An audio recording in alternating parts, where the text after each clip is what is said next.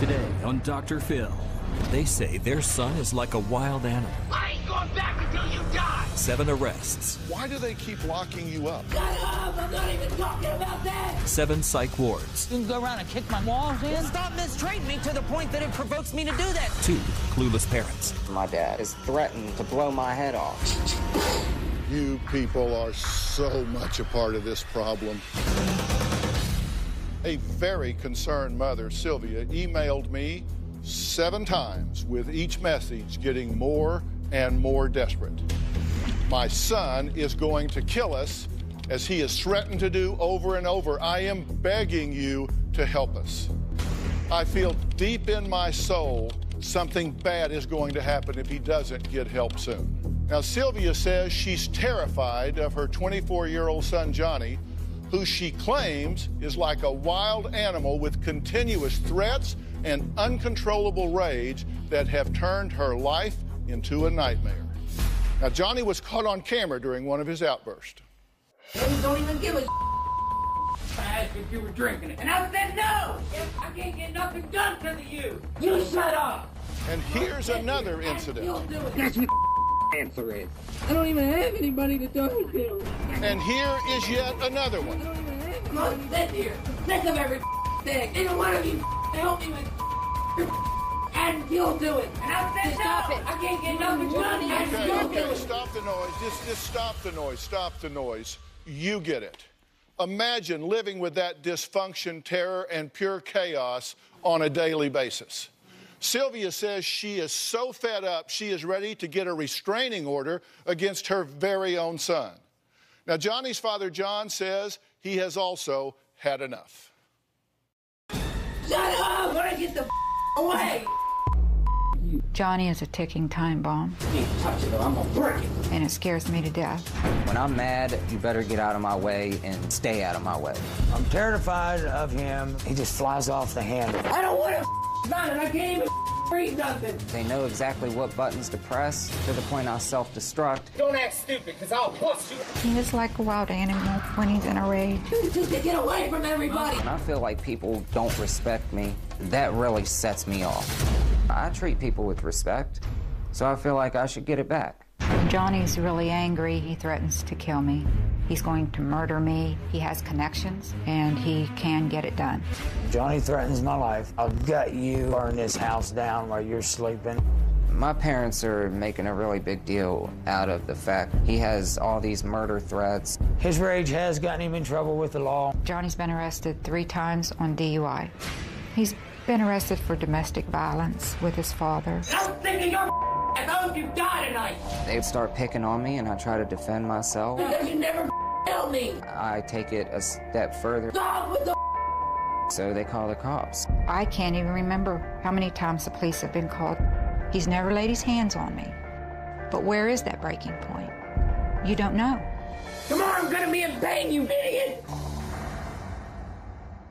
Well, Sylvia and John claim that they have tried everything in their power to help Johnny, including having him arrested and even committing him to psych wards, not once, not twice, 7 different times.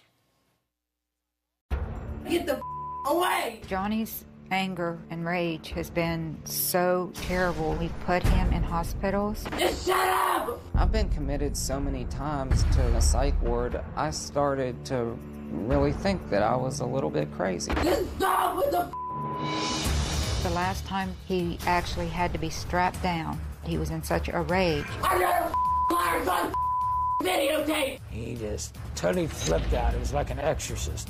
I'm completely normal compared to the people who are in those psych wards. One time a girl came out of her room screaming and slit her wrists, and blood went all over the floor. The fact that my parents put me through something like this, I hold so much anger and resentment against them. You shut the up.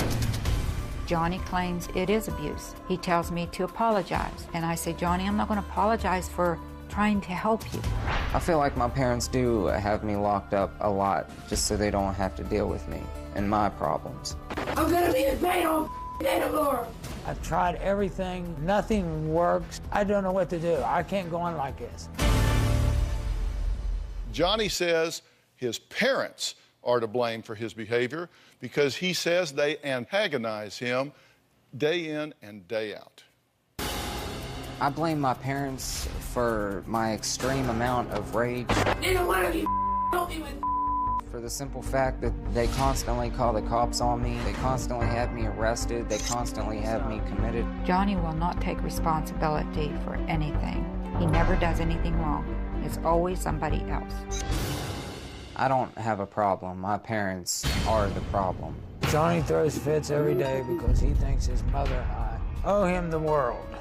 I ain't going back until you die! You don't leave, somebody will die tonight. It ain't gonna be me! Stop it! Do something! Johnny, stop. You're making everything worse. It's very frustrating. How can I get him help if he doesn't admit that he needs help? I fear if my parents don't get off my back, something really life-changing is gonna happen. For the worst. And it scares me. Okay, I'm actually glad that all of y'all are here because I think this is a dangerous and volatile situation, and my goal today is to leave here with a plan and a solution, make your life better. Tell me what it is that these people do. What do I need to get them to stop doing that they are doing or start doing that they're not doing so your life isn't chaotic? Well, for starters, my dad drinking every couple days and threatening to blow your head off. So he's drinking and threatening and being confrontational. How about your mother? What does she need to stop doing that she is doing or start doing that she's not doing? She likes to constantly verbally throw pills and medication in my face. Like, you need pills, you need pills, you need pills. And it pisses me off because if I didn't have so much pain and go through all this, you know, I wouldn't be half as angry as I am. Why do they keep locking you up? I don't have an answer for that. I really don't. It's like every 2 or 3 months, I'm back in it. And I sit there and think and think and think the whole time I'm in it, whether it's 7 days, 10 days, or 3 days. I'm constantly in there thinking, why am I even here? Well, now, according to your mother, you said, quote, I will murder you, stab you, gut you. I have connections and will have someone find you, and I won't come to your funeral. According to your dad, he said that you have said, quote, I hope you fall over dead from a heart attack, and I'll spit in your grave. I have boys that will come with machine guns and kill you. I hope you keel over and die. I hope you get throat cancer, have all of your vocal cords ripped out. I will kill you in your sleep. I will break your face. I will force feed you pain pills until you OD. Now, that's what they quote you as saying to them. You do say those things, right? Yeah. And that causes y'all concern, right? Right. And when you get angry, you start yelling and screaming, and then you start yelling and screaming. What? Get backed into a corner. Did you threaten to beat him up and kill him? I just want to know. He threatens me. I'm sick of it, John. If you think you can take me out, let's do it.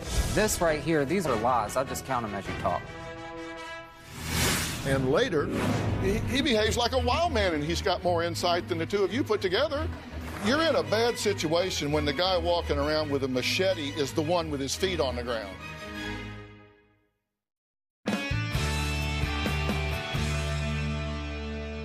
Sylvia and John recently drove Johnny to a doctor's appointment 2 hours away from home. Put these three in a car for 2 hours. What could go wrong? The argument on their way home was recorded. Listen, and then I want to hear what Johnny has to say about this. John, just to tell you one thing, better leave when we get home. I ain't going back until you die! You don't leave, somebody will die tonight. It ain't gonna be me! Stop it! Do something! Johnny, stop. You're making everything worse. Sick in the head. I'll force feed you pain pills. I'll shove it down your throat with no D, and then I'll make jokes. You're making jokes in a home somewhere. Quiet, in the fridge. I John. can make the joke now, you alcohol. Stop it, both of you. It ain't the Johnny, please. Oh, one-handed. God. I'll take my left hand and put it behind my back and I'll you up. Stop it. Please! Fucker, Oh, my represent God! me. Take this next exit. I want off this next exit. Okay. How do you feel when you hear that back? It's terrifying because I don't know at what point he's going to carry through with what he threatens to do. And I'm afraid for him. I'm afraid that I'm going to lose him either to death or in the prison system. Something bad's going to happen. How are you going to feel when that happens? What's your biggest fear as a mother? That my son's going to lose his life somehow. If you don't want me to end up in prison, stop calling the cops on me. Do you have the same fear that the end is going to come to him? Yes, I do. Have you said to your son, and I wrote it down because I thought it was critically important. You said, and I quote, "It would be great if Johnny drove off a bridge." Yes, I did say that. In anger and hurt. I just can't take it anymore. You don't say that to your son. Did you threaten to take him out? Quote, "I will take you out." Did you threaten to beat him up and kill him? I just want to know. I want to know what's going on. I never threatened to kill him. I threatened he threatens me that he's going to take me out and stuff. I said, let's go out in the yard. Let's get at it right now. I'm sick of it, John. If you think you could take me out on my own property and get me in trouble, let's do it. I said, you're a big man. Let's go. I am tired. So you never threatened me. This right here, these are lies. I'll just count them as you talk. They're right there. I caught one. The time that I told him, off. He was flipping out in the house. I says, leave the house. If you don't leave the house, I was in the back cleaning my guns. I come out with an empty one. I says, listen, I says, I'm going to blow your tires out from underneath of your car if you don't get out of here. Before he calls the cops and says I threatened to shoot him. They come to the house. I'm sitting on the back porch. Drunk. I put my guns back in there. I had a couple drinks. I'm not a drunk, okay? You were drunk when you got there? They come back, called me out there. They grabbed me, cuffed me, kneed me, you know, and the broken back that I have up against my truck and everything, cuffed me. You know why? Put me in the car, and I sat there for 20 minutes. After he told me... I sat in the car, looked up there, they turned around, they cuffed him. It's the only time that I've ever been in jail in my whole life, and that hurt me really bad. That's the only time you've been in jail? I don't go to jail. You guys are divorced. You want to take that? Yeah. That's the only time you've been to jail. He's been in Furthermore, jail when you say you were going to blow my tires off... arrested for DUI. And... Yeah, but that was 15, 17 years ago. Okay, so that's still not the only time you've been to jail. So the only reason those cops mistreated you is because whenever you told me you were going to blow my off, you said, if you call the cops and they come out, I'm going to blow their off too. That's what I told them over the phone, and that's why they treated you like that, because you threatened them if they could... I don't have to lie. I'm 24 years old. I don't have to lie. I don't care about any of these people. I don't have to lie. Until the cops got there. I don't have a thing to lie about. They arrested you because you were threatening me. You know, it's my house. You throw threats at me, so I throw them back. That's my self-defense. I own the house. I don't care if you own the house. You act like you own it. You can go around and kick my walls in. Well, stop mistreating me to the point that it provokes me to do that. John, it's you. Like, enough is enough. This is how we... This is... All right, time out. Jesus. First off, you got to clean your mouths up, okay? I know, and I'm sorry. Because, listen, everybody here is a teaching tool, so people at home that might be similarly situated can go, wow, I can learn something from what just took place. What they just heard was beep, beep, beep, beep, beep, beep, beep, beep.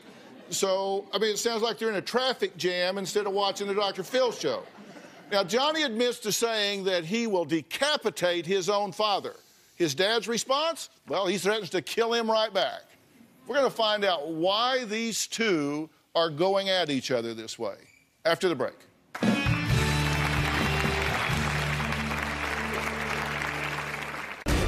My dad and I are constantly at each other. Nobody ever helps me. Everybody's tired of me. I fear for my life. I walk around with a close access to a machete. And later, hey, I get it. Yeah. Have I listened to you? You nailed it. It hurts to see that happen to your boy. Sure does.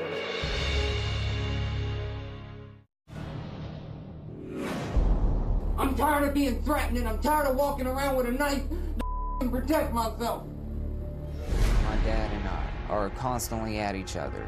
Nobody ever helps me. Everybody's tired of me. They hate each other.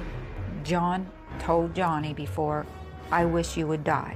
I feel like a time bomb. If he set me over the edge, I'd lay him out. John drinks to cope with Johnny's behavior. Get out of my house!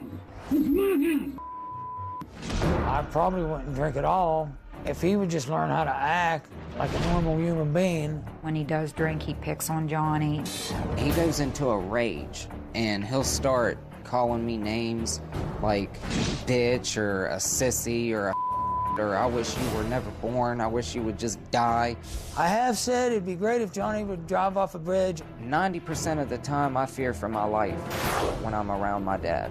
I walk around with a decent-sized knife in my pocket and close access to a machete. He has 2 handguns.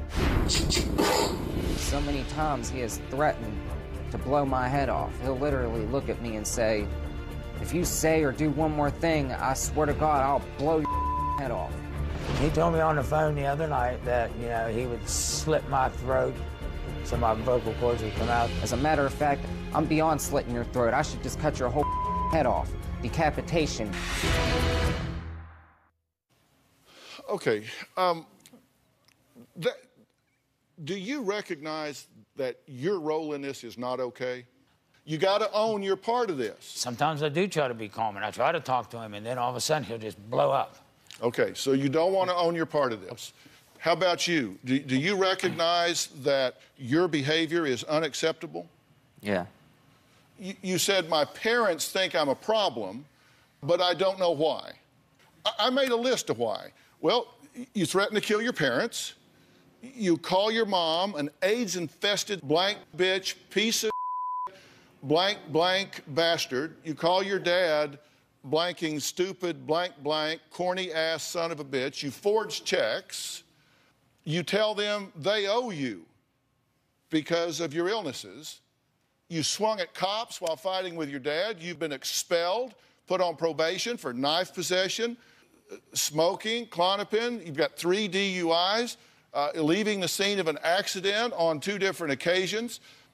Failure to control, destruction of property, obstructing a police. I mean, does that seem like problem behavior to you?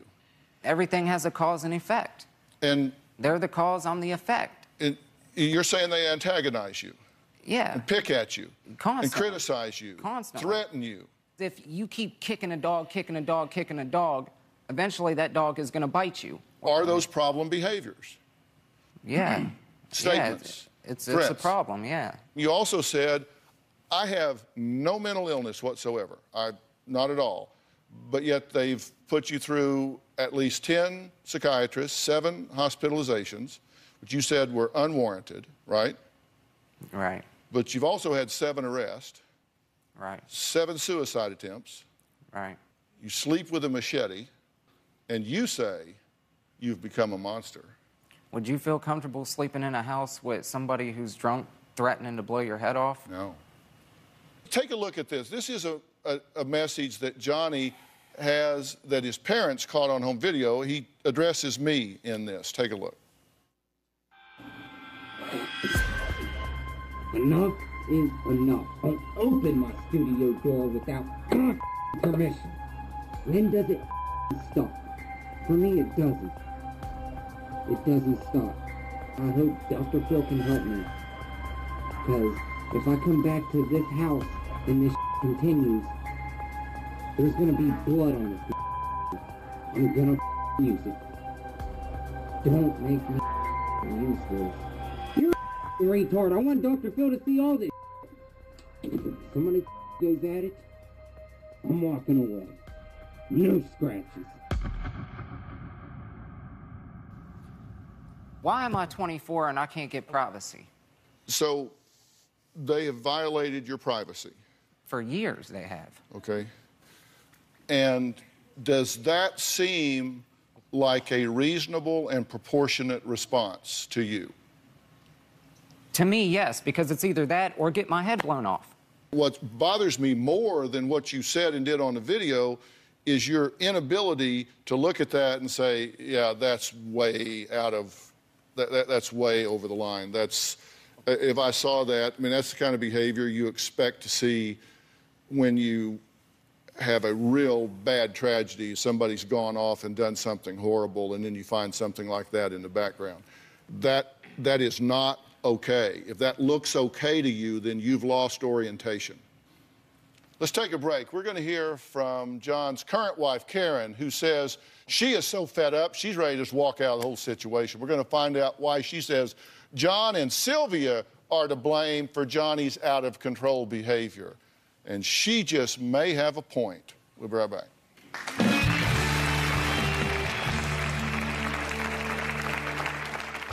He is a very spoiled child. I give Johnny so much I enable him. I pay for everything that Johnny has. Johnny doesn't need to work. Why should he work? I pay for everything.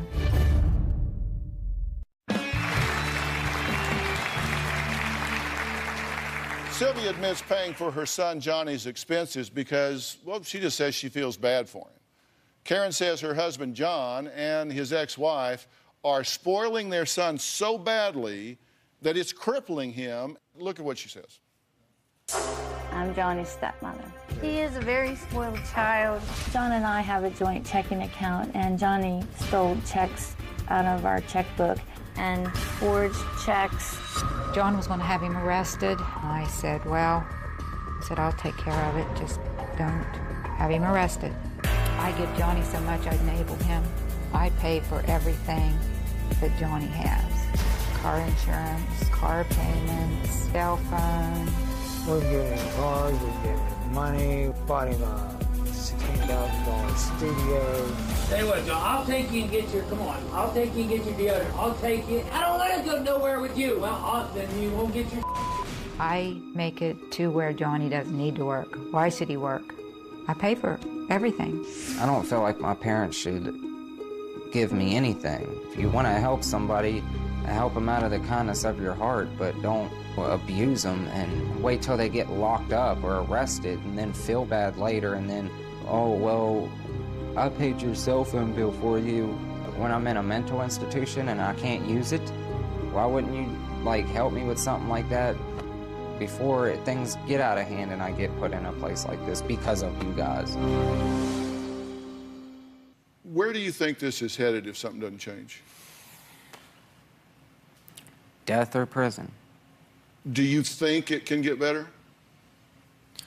I hope it can get better. I mean, that's all I got is just this little ounce of hope that I hold on to every day. And it's about to dissolve. You're about to lose hope. Yeah. But do you want to know what I think? Yeah. Because I've looked at this situation in depth, and your behavior is absolutely outrageous, atrocious, off the charts, unacceptable. I don't ask myself why you feel that way. I ask myself, why not? I get why you feel that way. Just sit right there and let me show you kind of what I think about this. You know, I kind of went back and took a look at what was going on. At age 9, you're diagnosed with Crohn's disease, okay, at age 9. Now, it's interesting that about that time, the outburst began. Because, I mean, you're 9 years old and all of a sudden your gut's on fire. All of a sudden you're sick all the time. All of a sudden you're hurting all the time. And a kid doesn't know what to do with that. A child doesn't understand that. Okay, so then you live with that until at age 15 you have part of your intestines removed. The surgery starts, and gee golly, what? 7 suicide attempts. It starts to build up. You go, my God, you're going to start dismantling my body here. It wasn't enough that I hurt every minute of every day of my life. You're going to now start dismantling me. Okay? So then 7 suicide attempts. And what do you know? Along about 16, somebody comes along and says, oh, well, he has oppositional defiant disorder. He just tends to oppose things. Yeah, really, you do when that's part of your life. So then he starts behaving in erratic ways, knife, Klonopin. Okay, he gets a second commitment here. They say he's depressed. Yeah, bulletin. So what happens? Well, let's see if we can start self-medicating. And sure enough, we get in trouble here, but everything else is going all right, right? Oh, no, forgot. He has to have surgery, remove a tumor from his brain. Okay, so now his gut's on fire. They're cutting out part of his intestines. He's now got a brain tumor that he's got to go through. And so, yeah, okay, now we have suicide attempt number 8. So he winds up here again. Then he winds up there again, and there again, and there again, and there again, and here again, self-medicating. Then he's got nerve damage, okay, because he breaks his tailbone. They say, well, he's a little up and down, you know. He's got some bipolar disorders, and he winds up in the hospital for the 7th time. Yeah, and get a little frustrating. Yeah, definitely. And then it just seems like there's no soft place to fall, right? Oh, I mean, yeah, you're right. Hey, I get it.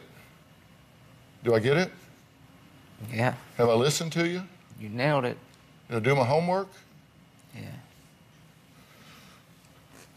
Your behavior's still okay? Now, okay? So all this is going on, and by the way, parents don't sign up. They don't know how to deal with this. He starts feeling inadequate because he can't protect his son. He can't help his son. He doesn't know how to fix it. And so he starts self-medicating and drinking and having rage because he feels like, what kind of man am I? I can't even protect my own son. I can't, they're cutting him up. I can't. It hurts to see that happen to you, boy. Sure does. And then you just start barking at each other, and this starts meltdown. That's why I said, I don't ask myself why. I ask myself, why not? How else would you feel? You're getting kicked out of psychiatric hospitals. That's where you put people that do stuff that get kicked out of psychiatric hospitals. Now, let me tell you something. He's never one time had a chance to get better here because you enablers either let him quit or you blow up and quit. I say your behavior's not okay.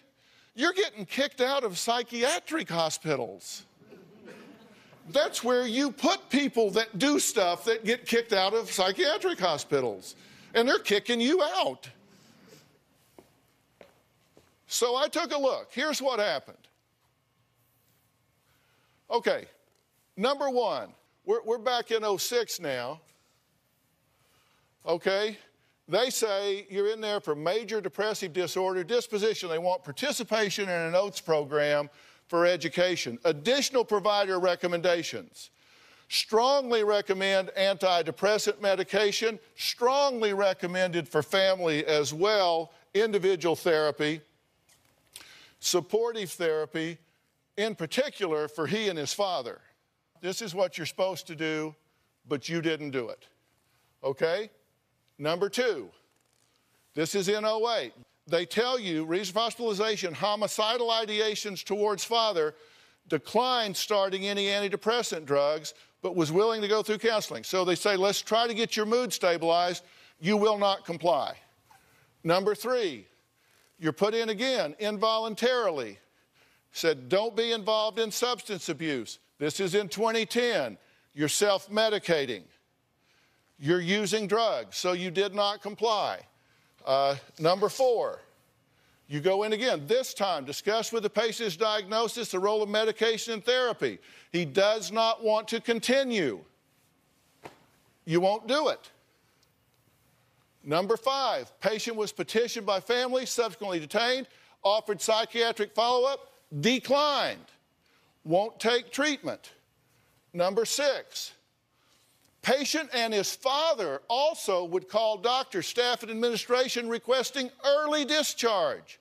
Prognosis poor. He can improve if cooperative, if he receives counseling, but you're not wanting to stay. You're not wanting to do it. Number 7, this one was just this year. Approximately 3 or 4 years ago, he was in this place, but he did not agree with the services there, so he quit going. We know that. He has utilized several therapists from different agencies. He did not feel any of the therapists were beneficial to him. He stated he discontinued therapy from all of his previous therapists. John and his father would both then agree for John to discontinue therapy because they did not want him taking medications. And I didn't just quit. You people are so much a part of this problem. Oh, I know. You are so not a part of this solution. How do you force somebody to go? How do you force him to go with all this anger and screaming and everything and won't go? You guys don't get, you are a huge part of the problem here. I'm sorry. I told you I was going to tell you things you didn't want to know. It isn't just me. Every hospital you've been to, non-compliance, non-compliance, non-compliance, non-compliance. Somebody here have some insight besides him. I mean, he behaves like a wild man, and he's got more insight than the two of you put together. And he's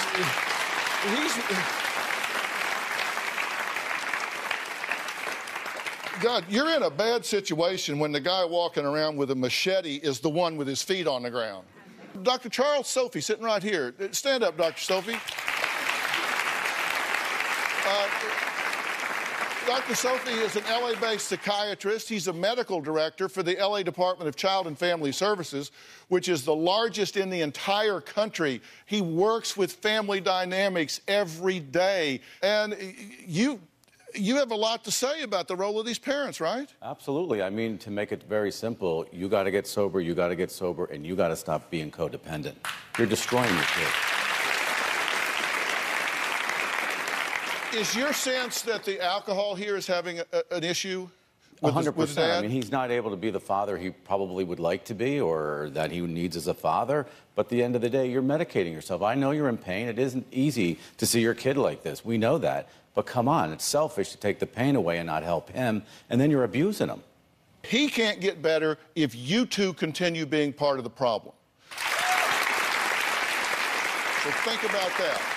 Now, Sylvia's sister-in-law, Terry, is here. Why she is the only one Johnny says he doesn't want to kill. When we come back.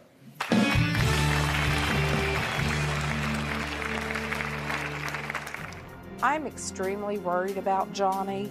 I feel that Johnny is 100% capable of hurting someone. I believe that this could happen at any time.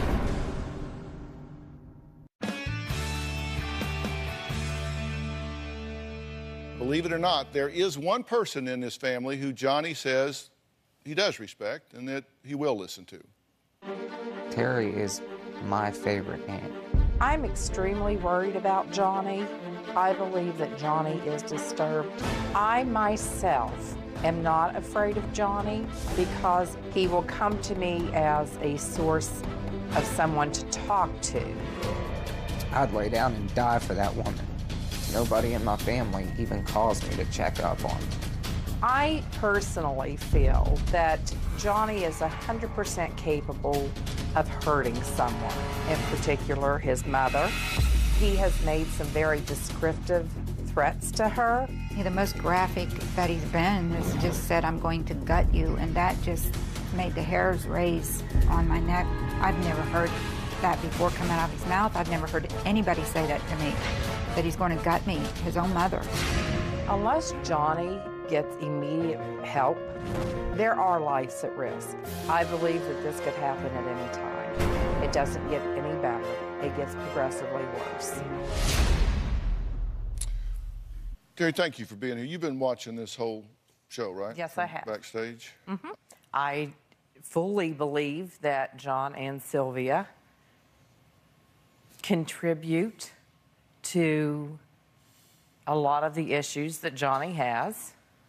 I understand that he's had his medical issues and that he's not as mature as he should be, but his dad shouldn't have to knock on the door and say, Johnny, take your medication. Johnny needs to be responsible enough to take his own medication. I believe that they do too much for him. When Johnny wrecks one car, as was stated, his father's right there to get him another one. I believe that Sylvia babies Johnny due to the medical problems, and sometimes he doesn't want to be treated like a child. And I can see why she would do that, because that's just a mother's tendency. You agree his behavior is outrageous? Oh, I totally agree it's outrageous. I wondered if there was ever a moment when you actually were happy or had a smile on your face. And I scrubbed through every picture and every inch of video of you that we had. And in one spot, I actually saw Johnny smile. And it was when you were with Terry. Actual, genuine smiles, which tells me that you do have the ability to feel some joy and peace. And you have talent. He actually does have talent. Oh, yes, he's talented. He's very talented. Thank you for that. You do. Do you all support him being a musician? Oh, yes. Oh, yeah. Yeah. I mean, that's a good thing to do, right? No, and that is different. I mean, I've got a son that's a musician, and it's very different. I mean, that's my son right there. That's pretty tame, actually. Okay, now Johnny is shaking his head that he doesn't believe that they support him. Well, I To understand. which he but should be you have the ability to do it, right? You believe that. Yeah. Can you do a rap right now? I mean, you're on national television. Yeah, no pressure, right? Yeah. Just several million people. It's okay. What's it gonna take for me to make it? I'm curious, I'm crying and I'm dying on the inside, I'm serious. I hit you with so many rhymes, I'm leaving you delirious, and I'm verbally attacking the one who's acting the weariest. Cause I don't trust nobody, and I'd hope that you can get it the way I spit it and flip it on these critics who ain't with it. I'm an outrageous psycho, play with me and I might go in and out of my brain like I'm insane, like a night glow. Lyrics burning eternally, true fans won't turn on me, haters wanna kick dirt on me, but I'm eating them internally. Keeping the same mentality, drowning in my reality, so don't be sucking up when I make it like you've been down with me, because you haven't. Come on, guys.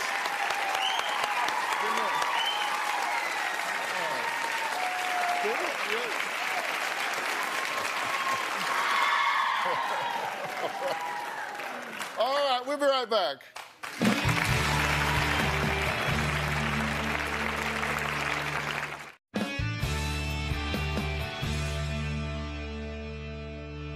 I've been watching the Twitter feed that's been coming in during the show here. Linda 55 Harris says, sometimes when you can't express yourself with words, you express them through your music. Helen Lusk, 1957, says, mother is parenting out of guilt. He is living by manipulating. Dad is toxic, and aunt is the only saving grace. Fifi Flea says, why are these parents hindering treatment for their troubled son? Is the drama so addictive that they don't want to help? This is sad. I think you need some serious evaluations that haven't been done. I want you to get a multifaceted, from multiple disciplines, workup to see exactly where you are right now. And I want to send you to get those evaluations done. You're going to have to travel to do it, because I want to send you to the best in the country. That's the PNP Center in Dallas, Texas.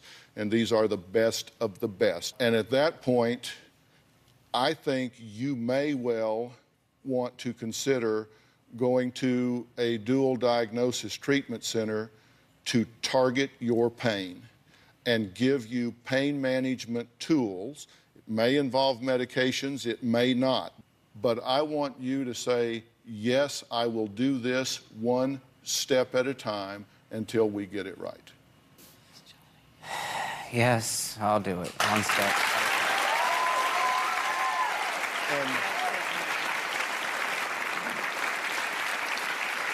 And I can't make you comply, but I want you to. Origins Recovery Center is a leader in dual diagnosis treatment.